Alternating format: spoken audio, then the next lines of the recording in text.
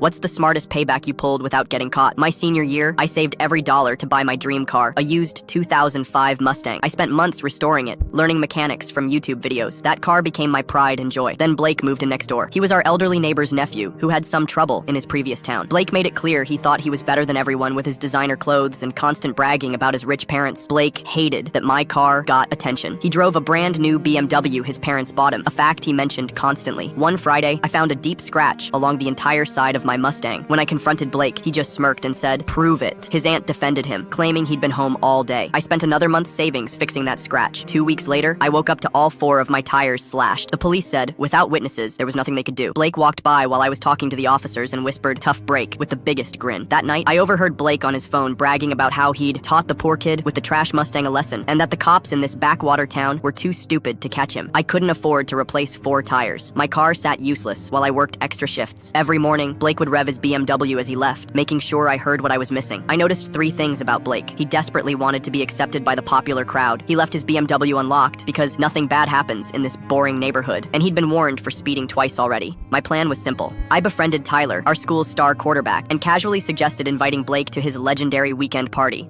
Blake received his invitation and spent the week bragging about it. The night before the party, I waited until everyone was asleep. I quietly opened his unlocked BMW and placed 3 things inside: an empty liquor bottle tucked under the passenger seat, a small bag of oregano, which looked exactly like weed, in his center console, and printed directions to Tyler's house on the dashboard. Then, I made an anonymous call to the police, mentioning concern about a BMW driving erratically near Tyler's street, the exact route Blake would take. Saturday evening, Blake left for the party, dressed in his most expensive clothes. He never made it there. The police had set up a checkpoint on the route. When they pulled Blake over, they spotted the evidence in plain sight. Despite his protests, his previous tickets made him unsympathetic to the officers. Blake was arrested for underage possession of alcohol and what they believed was marijuana. His BMW was impounded, and his aunt had to pay a fortune to bail him out. The charges were reduced when the marijuana was tested, but Blake's reputation was destroyed. His car remained impounded for weeks due to fees. The story spread through school instantly, and instead of becoming popular, he became known as the rich kid who couldn't handle his substances. His aunt finally sent Blake back to his parents. The last I saw him, he was loading his designer luggage into his mother's car, face burning with humiliation as neighbors watched. I used the money I'd saved for tires to install security cameras instead, and every morning when I start my Mustang now, I smile thinking about how Blake never knew it was me.